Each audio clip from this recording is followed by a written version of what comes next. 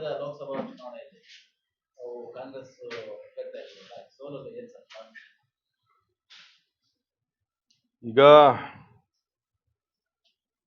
ನನಗೆ ಟಿಕೆಟ್ ಕೊಡೋಕ್ ಮುಂಚೆ ಇಲ್ಲಿ ಬಹಳ ಗೊಂದಲ ಇತ್ತು, ತಮ್ಗೆಲ್ಲ ಗೊತ್ತೇ ಇದೆ. ಕೆ ಎಚ್ ಮುನಿಯಪ್ಪನವರು ಅಳಿಯನ್ನು ಕೊಡಬೇಕು ಅಂತ ಒಂದು ಕಡೆ, ನಮ್ಮ ರಮೇಶ್ ಕುಮಾರ್ ಅವ್ರ ಬೆಂಬಲಿಗರಿಗೂ ಕೊಡಬೇಕು ಅಂತ ಒಂದು ಕಡೆ ಬಹಳ ಸಮಸ್ಯೆ ಆಗಿತ್ತು. ಇದೆಲ್ಲ ತೀರ್ಮಾನ ತಗೊಳಕ್ ಆಗದೆ ನನ್ನನ್ನ ಒಬ್ಬ ನ್ಯೂಟ್ರಲ್ ಕ್ಯಾಂಡಿಡೇಟ್ ಅಂತ ಹೇಳಿ ಪಕ್ಷ ಘೋಷಣೆ ಮಾಡ್ತು. ಅವರು ಘೋಷಣೆ ಮಾಡೋ ಅಷ್ಟೊತ್ತಿಗೆ ನನಗೆ ಬಹಳ ಸಮಯ ಇರಲಿಲ್ಲ. ಕರೆಕ್ಟ್ ಆಗಿ ಹೇಳ್ಬೇಕಂದ್ರೆ ನನಗೆ ಸಿಕ್ಕಿದ್ದೆ ಒಂದು 18 ದಿನ ಸಿಕ್ಕಿರ್ಬೇಕು. 22 ದಿನದಲ್ಲಿ ಯುಗಾದಿ ರಂಜಾನ್ ಅದೇ ಟೈಮಿಗೆ ಬಂತು. ಒಂದು 18 ದಿನ ಸಿಕ್ಕಿರಬಹುದು. ಬರೀ ನಾನು ಹೋಬಳಿ ಅಥವಾ ತಾಲೂಕು ಹೆಡ್ ಕ್ವಾರ್ಟರ್ಸ್ ಗಳಲ್ಲಿ ಸಭೆಗಳನ್ನ ಮಾಡದೆ ಪಂಚಾಯತಿ ಮಟ್ಟಕ್ಕೆ ಹೋಗಕ್ಕಾಗ್ಲಿಲ್ಲ. ಅದೊಂದು ಕಾರಣ. ಅಭ್ಯರ್ಥಿನ ನೇರವಾಗಿ ನೋಡುವಂತ ಅವಕಾಶ ಮತದಾರರಿಗೆ ಸಿಗ್ಲಿಲ್ಲ. ಸೊ ನನ್ನ ಬಗ್ಗೆ ಸುಮಾರು ಜನ ಗೊತ್ತಿಲ್ಲದೆ ಇರೋದ್ರಿಂದ ನಮ್ಗೆ ಅಲ್ಲಿ ಸ್ವಲ್ಪ ಎಡವಾಯ್ತು. ಎರಡನೇದು, ಬಿಜೆಪಿ ಮತ್ತು ಜೆಡಿಎಸ್ ಇಬ್ರು ಸೇರಿ ಎಲೆಕ್ಷನ್ ಮಾಡಿದ್ರಿಂದ ನಮಗೂ ಸ್ವಲ್ಪ ತೊಂದರೆ ಆಯ್ತು. ಆದ್ರೂ ಕೂಡ ಮೈತ್ರಿ ಮಾಡ್ಕೊಂಡು ಸಿಂಗಲ್ ಅಭ್ಯರ್ಥಿ ಆಗೋದಕ್ಕೂ ಕೂಡ ನಮ್ಗೆ ತೊಂದರೆ ಆಯ್ತು. ಅದರ ಮೇಲೆ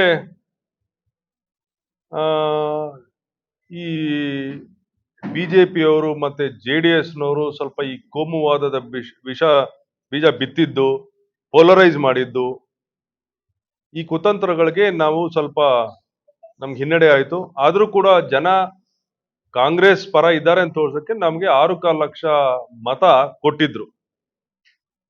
ನಮಗೆ ಒಂದು 65ರಿಂದ 70 ಸಾವಿರದಲ್ಲಿ ಸೋಲಾಗಿರಬಹುದು. ಆದ್ರೆ ಟೈಮ್ ಇದ್ದಿದ್ರೆ ಚೆನ್ನಾಗಿರ್ತಾ ಇತ್ತು ಅಂತ ಹೇಳಿ ನನ್ಗಾದ್ರೂ ಒಂದು ಅನಿಸಿಕೆ ಇದೆ. ಮುಂದಿನ ಬಾರಿ ಒಂದು 2 ಲಕ್ಷ ಮತದಾನ ಗೆಲ್ಲುವಂತ ವಿಶ್ವಾಸ ನನಗಿದೆ.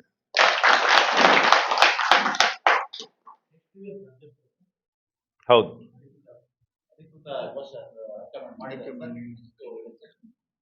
ಈಗ ನಾನು ಕೋಲಾರ ಪಾರ್ಲಿಮೆಂಟ್ ಅಲ್ಲಿ ಬಹಳ ಸಮಯ ಕೊಡಕ್ ಆಗ್ತಾ ಇರ್ಲಿಲ್ಲ. 2024 ಚುನಾವಣೆ ಆದ್ಮೇಲೆ ಟೈಮ್ ಕೊಡಕ್ ಆಗ್ತಾ ಇರ್ಲಿಲ್ಲ. ಮುಖ್ಯವಾದ ಕಾರಣ ಏನಂದ್ರೆ ನಾನು ಬೆಂಗಳೂರು ಸೆಂಟ್ರಲ್ ಜಿಲ್ಲಾಧ್ಯಕ್ಷನ ಬೇರೆ ಆಗಿದ್ದೆ. ಸೊ ಹೈಕಮಾಂಡ್ ಅವರು ನೀನ್ ತುಂಬಾ ತೊಡಗಿಸ್ಕೊಳ್ತಾ ಇಲ್ಲ ಯಾಕೆ ಅಂತ ಕೇಳಿದಾಗ ನನ್ನ ಈ ಪರಿಸ್ಥಿತಿ ವಿವರಣೆ ಮಾಡಿದ್ದ. ನಾನು ಜಿಲ್ಲಾಧ್ಯಕ್ಷನ ಬೇರೆ ಮಾಡಿದ್ದೀರಾ, ಹಂಗಾಗಿ ಇಲ್ಲಿ ಜಾಸ್ತಿ ಕೆಲಸ ಇರೋದ್ರೆ ಹೋಗಕ್ ಆಗ್ತಾ ಇಲ್ಲ ಅಂದಾಗ ಅವರು ನನ್ನನ್ನ ಜಿಲ್ಲಾಧ್ಯಕ್ಷ ಪದವಿಯಿಂದ ರಿಲೀವ್ ಮಾಡಿ ಕೆಪಿಸಿಸಿ ಜನರಲ್ ಸೆಕ್ರೆಟರಿ ಮಾಡಿ ಕೋಲಾರ ಇನ್ಚಾರ್ಜ್ ನನಗೆ ಕೊಟ್ಟಿದ್ದಾರೆ. ಕೋಲಾರ ಇನ್ಚಾರ್ಜ್ ಕೊಟ್ಟು ನೆಕ್ಸ್ಟ್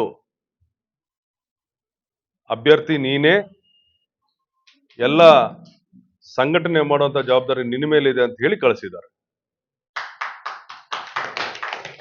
ಎರಡು ಗುಂಪುಗಳು ರಮೇಶ್ ಕುಮಾರ್ ಅವರು ಕೆ ಎಚ್ ಮುನಿಯಪ್ಪ ಎರಡು ಬಣಗಳಾಗಿದೆ ಅಲ್ಲ, ಆ ಬಣಗಳೇನಾದ್ರು ಮಾಡೋದಕ್ಕೆ ಏನಾದ್ರು ಪ್ರಯತ್ನ ಮಾಡ್ತೀವಿ? ಈಗ ಎರಡೂ ಗುಂಪುಗಳು ಇನ್ಆಕ್ಟಿವ್ ಆಗಿದೆ. ಇದು ಅದನ್ನೆಲ್ಲ ಒಂದು ಮಾಡುವಂತ ಪ್ರಯತ್ನ ಹೈಕಮಾಂಡ್ ಮಾಡಬೇಕು, ಮಾಡ್ತಾ ಇದೆ. ಅಲ್ಲಲ್ಲಿ ಎರಡು ಮೂರು ಸಭೆಗಳಂತೂ ಆಗಿದೆ. ಪ್ರಧಾನ ಕಾರ್ಯದರ್ಶಿ ಆಗಿರೋದ್ರಿಂದ ನಿಮಗೆ ಅದನ್ನು ಒಂದು ಮಾಡೋಕೆ ಕೂಡ ನಿಮಗೆ ಒಂದು ಅವಕಾಶ ಅಧಿಕಾರ ಕೊಟ್ಟಿದೆ. ಅದರಿಂದ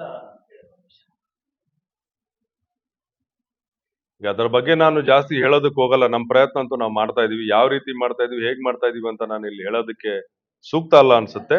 ಆದ್ರೆ ಒಂದು ಮಾಡುವಂತ ಪ್ರಯತ್ನ, ಯಾಕಂದ್ರೆ ಈ ಕೋಲಾರ ಹಿತದೃಷ್ಟಿಯಿಂದ ಎಲ್ಲ ಮಹಾನ್ ನಾಯಕರು, ಅವರೆಲ್ಲ ದೊಡ್ಡ ದೊಡ್ಡ ನಾಯಕರುಗಳು, ಅವರೆಲ್ಲ ಒಂದಾದ್ರೇನೆ ನಾವು ಮುಂದಿನ ಚುನಾವಣೆ ಎದುರಿಸಕ್ಕೆ ಆಗತ್ತೆ ಅಂತ ನಾನಾದ್ರೂ ತಿಳ್ಕೊಂಡಿದ್ದೀನಿ.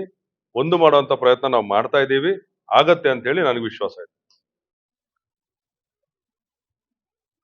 ಆಮೇಲೆ ಚುನಾವಣೆಯಲ್ಲಿ ಸೋತ ಮೇಲೆ ಜಿಲ್ಲೆಯಲ್ಲಿ ನೀವು ಕಡಿಮೆ ಓಡಾಡೋದು ಕಮ್ಮಿ ಅಂತ ಹೇಳ್ಬಿಟ್ಟು ಜನರಲ್ಲಿ ಕಾಂಗ್ರೆಸ್ ಕಾರ್ಯಕರ್ತರೆಲ್ಲ ಒಂದು ಇಲ್ಲ, ಅದನ್ನೇ ನಾನು ನಿಮ್ಗೆ ಹೇಳಿದ್ದು. ನನಗೆ ಅಲ್ಲೊಂದು ಜಿಲ್ಲಾಧ್ಯಕ್ಷ ಪದವಿ ಬೇರೆ ಇದ್ದರಿಂದ ನನಗೆ ಅಲ್ಲಿ ಮತ್ತಲ್ಲಿ BBMP greater Bengaluru authority election ಬೇರೆ ಅನೌನ್ಸ್ ಆಗಿರೋದ್ರಿಂದ ನನಗೆ ವಿಪರೀತ ಕೆಲಸ ಇತ್ತು. ಅದಕ್ಕೆ ನನ್ನನ್ನು ರಿಲೀವ್ ಮಾಡ್ರಿ, ನಾನು ಕಾನ್ಸಂಟ್ರೇಟ್ ಮಾಡಬೇಕು ಅಂತ, ಕೋಲಾರ ಕಾನ್ಸಂಟ್ರೇಟ್ ಮಾಡಬೇಕು ಅಂತ ಹೇಳಿದ್ದಕ್ಕೆ ನಾನು ರಿಲೀವ್ ಮಾಡಿ ಕಳ್ಸಿಕೊಟ್ಟಿದ್ದಾರೆ. ಬಂದು ಹೋಗ್ತಾ ಇದ್ದೀನಿ. ಏನಂದ್ರೆ ಇಲ್ಲಿ ಕೋಲಾರ ಬಹಳ ದೊಡ್ಡ ಕ್ಷೇತ್ರ, 8 ಕ್ಷೇತ್ರಗಳಿರುವಂತ ಒಂದು ಪಾರ್ಲಿಮೆಂಟ್ ಇದು. ನಿಮ್ಗೆ ಒಂದ್ ಕಡೆ ಆಂಧ್ರ ಬಾರ್ಡ್ರು, ಇನ್ನೊಂದ್ ಕಡೆ ತಮಿಳ್ನಾಡು ಬಾರ್ಡ್ರು, ಬಹಳ ವಿಸ್ತಾರವಾಗಿರೋದ್ರಿಂದ ನಾನು ಬರೀ ಆ ಮದುವೆಗಳು ಮುಂಜಿಗಳು ಅಟೆಂಡ್ ಮಾಡೋದ್ರಲ್ಲೇ ನನ್ನ ಸಮಯ ಕಳೆದೋಗ್ತಾ ಇದೆ. ಇಲ್ಲಿ ಸ್ವಲ್ಪ ಆರ್ಗನೈಸೇಷನ್ ವೀಕ್ ಇರೋದ್ರಿಂದ ಆರ್ಗನೈಸೇಷನ್ ನ ಸೆಟಪ್ ಮಾಡಬೇಕಾಗಿದೆ. ಜಿಲ್ಲಾಧ್ಯಕ್ಷರು ಬ್ಲಾಕ್ ನೋಡಿ, ಇಲ್ಲಿ ಬ್ಲಾಕ್ ಅಧ್ಯಕ್ಷರು ನಮ್ಮ ನೀಲಕಂಠೇಗೌಡರು ತೀರ್ಕೊಂಡು 4 ತಿಂಗಳಾಯ್ತು, 6 ತಿಂಗಳ ಮೇಲಾಯ್ತು, ಇಲ್ಲಿ ತುಂಬಲಿಲ್ಲ. ಈ ತರ ಹಲವಾರು ಸಮಸ್ಯೆ ಇದೆಲ್ಲ ಸರಿ ಮಾಡಿದ್ರೆ ನಮಗೆ ಒಂದು ರೂಪ ತರಬಹುದು ಅಂತ ಹೇಳಿ ನನ್ನ ಅನಿಸಿಕೆ. ಹಾ, ಹೌದು, ಸಹಮತ ಇದೆ. ಇದು ನೋಡಿ, ನಾನು MP ಕ್ಯಾಂಡಿಡೇಟ್, ನನಗೆ ಯಾರ ಸಹಮತ ಅಭಿಮತ ಏನು ಬೇಕಾಗಿಲ್ಲ. ಆಟೋಮೆಟಿಕ್ ಆಗಿ ನನ್ನನ್ನು ಒಪ್ಪಿ KPCC ಆಗಲಿ ACC ಆಗಿ ನನ್ನ ಕಳಿಸಿರುವಂತದ್ದು. ಯಾರು ವಿರೋಧ ಮಾಡುವಂತ ಪ್ರಶ್ನೆ ಇಲ್ಲಿ ಇಲ್ಲ, ಯಾರು ವಿರೋಧ ಮಾಡೋದೂ ಇಲ್ಲ. ನಾನು ಎಲ್ಲೋದು ನನ್ನ ಪ್ರೀತಿಯಿಂದ ಮಾತಾಡ್ತಾರೆ, ನೀನ್ ಎಲ್ಲಾದ್ರೂ ಓಡಾಡಪ್ಪ, ನಿನ್ ಸಂಘಟನೆ ಮಾಡು ಅಂತ ಹೇಳಿ ನನಗೆ MLAಗಳಾಗ್ಲಿ ಹಳೆ ಲೀಡರ್ಗಳಾದ್ರೂ ಹೇಳಿದ್ದಾರೆ.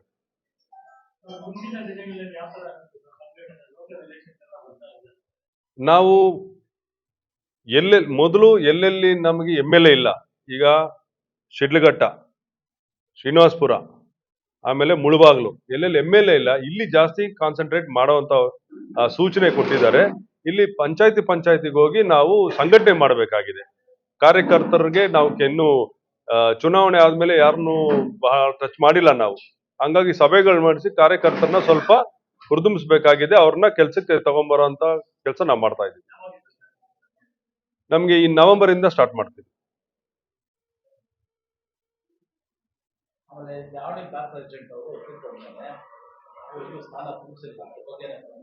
ಇಲ್ಲ, ಅದ್ರ ಬಗ್ಗೆ ಯೋಚನೆ ನಡೀತಾ ಇದೆ.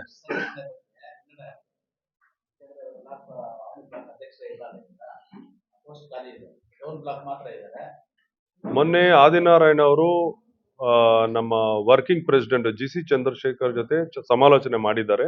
ಇಲ್ಲ, ಶೀಘ್ರವೇ, ಅತಿ ಶೀಘ್ರದಲ್ಲೇ ಅವ್ರನ್ನ ನೇಮಕ ಮಾಡ್ತೀವಿ.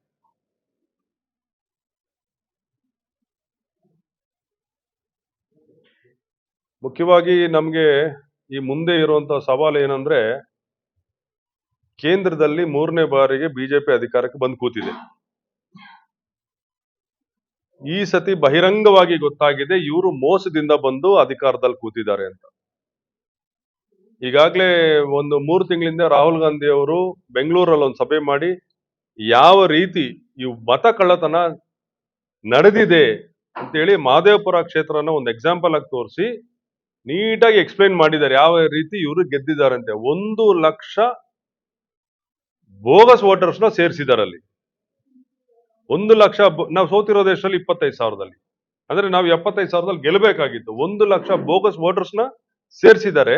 ಆಮೇಲೆ ನಮ್ಗೆ ಟ್ರೆಡಿಷನಲ್ ಆಗಿ ಕಾಂಗ್ರೆಸ್ಗೆ ವೋಟ್ ಹಾಕುವಂತ ಮತದಾರರನ್ನ ಕಿತ್ತಾಕಿದ್ದಾರೆ. ಇದ್ರ ಬಗ್ಗೆ ಸುಪ್ರೀಂ ಕೋರ್ಟ್ ತನಕ ಹೋಗಿದೀವಿ, ಆದ್ರೆ ನಮ್ಗಿನ್ನೂ ನ್ಯಾಯ ಸಿಕ್ಕಿಲ್ಲ. ಮೋದಿ ಅವರ ಎಲೆಕ್ಷನ್ ಟೈಮಲ್ಲೂ ಕೂಡ ವಾರಣಾಸಿಯಿಂದ ಅವ್ರು ನಿಂತಾಗ ಮಧ್ಯಾಹ್ನ 1 ಗಂಟೆ ಅಷ್ಟೊತ್ತಿಗೆ 1.5 ಲಕ್ಷ ಲೀಡಿಂಗ್ ಅಲ್ಲಿ ಕಾಂಗ್ರೆಸ್ ಅಭ್ಯರ್ಥಿ ಇದ್ದ. ಅಲ್ಲಿ 2 ಗಂಟೆ ಕಾಲ ಸ್ಥಗಿತಗೊಳ್ತು ಮತ ಎಣಿಕೆ. ವೋಟ್ ಕೌಂಟಿಂಗ್ 2 ಅವರ್ ನಿಲ್ಲಿಸಿ ಮತ್ತೆ ಕೌಂಟಿಂಗ್ ಸ್ಟಾರ್ಟ್ ಮಾಡಿದಾಗ ಮೋದಿ ಲೀಡಿಂಗ್ ಬಂದ್ರು. ಅಂದ್ರೆ ಇದು ಒಳೊಳಗೆ ಏನೋ ಮಾಡಿದ್ದಾರೆ ಅಂತ ಸ್ಪಷ್ಟವಾಗಿ ಗೊತ್ತಾಗ್ತದೆ.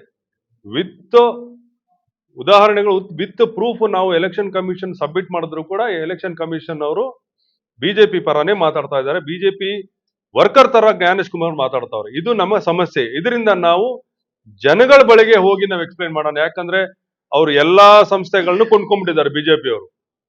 ಆದ್ರಿಂದ ಜನಗಳ ಬಳಿ ಡೈರೆಕ್ಟ್ ಆಗಿ ಹೋಗೋಣ ಅಂತೇಳಿ ನಾವು ಪಕ್ಷದ ವತಿಯಿಂದ ಈ ವೋಟ್ ಚೋರಿ ಅಂದ್ರೆ ಮತಗಳ್ಳತನ ಇದ್ರ ಬಗ್ಗೆ ಸಹಿ ಸಂಗ್ರಹಣೆ ಮಾಡೋದಕ್ಕೆ ಶುರು ಮಾಡಿದೀವಿ. ಬೆಂಗಳೂರಲ್ಲಿ ಮತ್ತು ಇತರ ಜಿಲ್ಲೆಗಳು ಆಲ್ರೆಡಿ ಸ್ಟಾರ್ಟ್ ಮಾಡಿದೀವಿ. ಕೋಲಾರಲ್ಲಿ ಇವತ್ತು ಸ್ಟಾರ್ಟ್ ಆಗ್ಬೇಕಾಗಿತ್ತು, ಕಾರಣಾಂತರಗಳು ಮುಂದೂಡಲಾಯಿತು. ಭಾನುವಾರ AIC ಸೆಕ್ರೆಟರಿ ಇಲ್ಲಿಗೆ ಅಭಿಷೇಕ್ ದತ್ ಇಲ್ಲಿಗೆ ಬರ್ತಾರೆ ಮುಳಬಾಗ್ಲಿಂದ ಸ್ಟಾರ್ಟ್ ಮಾಡ್ತಾ ಇದೀವಿ ಸಹಿ ಸಂಗ್ರಹಣೆ. ಯಾವ್ದಾದ್ರು ನಮ್ಮ ಪೇಟೆ ಬೀದಿಗಳಲ್ಲಿ, ಎಲ್ಲಾದ್ರೂ ಪ್ರಮುಖ ಸ್ಥಳಗಳಲ್ಲಿ ಬ್ಯಾನರ್ ಹಾಕಿ ಪಬ್ಲಿಕ್ ರೆಸ್ಪಾನ್ಸ್ ಏನಿದೆ ಅಂತ ಹೇಳಿ ಎಲ್ಲರ ಹತ್ರ ಸೈನ್ ಹಾಕ್ಸ್ಕೊಂಡು ಈ ಪಿಟಿಷನ್ ಅನ್ನು ನಾವು ಸುಪ್ರೀಂ ಕೋರ್ಟ್ಗೆ ಆಮೇಲೆ ಪ್ರೆಸಿಡೆಂಟ್ ಆಫ್ ಇಂಡಿಯಾ ಕಳಿಸ್ಬೇಕು ಅಂತ ಹೇಳಿ ಒಂದು ಕಾರ್ಯಕ್ರಮ ರೂಪಿಸ್ಕೊಂಡಿದೀವಿ. ಅದು ಕೂಡ ನಮ್ಗೆ ಇಲ್ಲಿ ಭಾನುವಾರದಿಂದ ಮುಳುಬಾಗ್ಲಿಂದ ಶುರುವಾಗಿ ಎಲ್ಲಾ ತಾಲೂಕುಗಳಲ್ಲಿ ಮಾಡ್ತೀವಿ.